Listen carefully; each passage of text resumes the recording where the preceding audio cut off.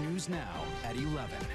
Human and drug trafficking across the Mexico border is an ongoing problem affecting the entire country, including Nevada.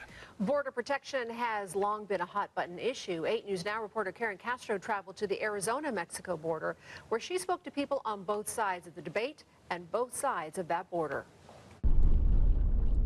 A fence 20 feet tall separates the U.S. from Mexico along this stretch of the international border near the Arizona and California state line. Anywhere along the southwest border, you have activity. Yuma Sector Border Patrol agent Fidel Cabrera has been wearing this uniform for 14 years and has witnessed the many changes improving border security, including technology and physical barriers. All this infrastructure is great, but if the agent's not there to actually come in and arrest the person that's coming across illegally, then it's all for nothing.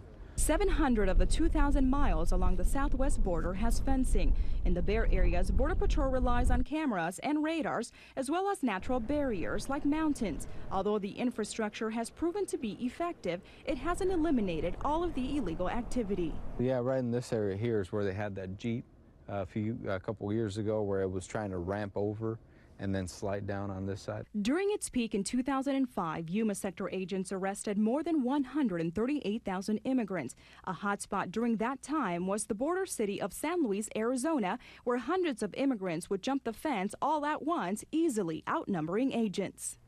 Well, the fencing's there and the housing's right there. So then you're talking about, 250, 300 yards. So it'd be a mad sprint to get from the Mexican side to the housing in the U.S. side. In response, this area was reinforced. This is one of the few areas along the international border with Mexico that has triple fencing. On the other side, however, we found out where some deportees end up. Casa del Migrante, or Home of the Migrant, welcomes deportees. It's located less than a mile away from the international border. Men sleeping on bunk beds filled one of the rooms, some resting before going back home, while others will attempt to cross again. Among them is Juan. Pues por buscar una mejor calidad de vida y... The Mexican citizen doesn't want to show his face on camera, but says he's in search of a better life. He decided to leave home with his family after his brother was kidnapped. Border Patrol agents caught up with Juan and his wife near San Diego. His children made it to Los Angeles. And while in some cases illegal entry into the country can result in prison time, Juan was deported through the San Luis port of entry days later. His wife was sent to Tijuana. Le pido a Dios estar pronto reunidos.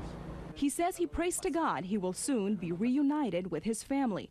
Days after our visit, we called the shelter, but no one knows if Juan successfully crossed into the country. Karen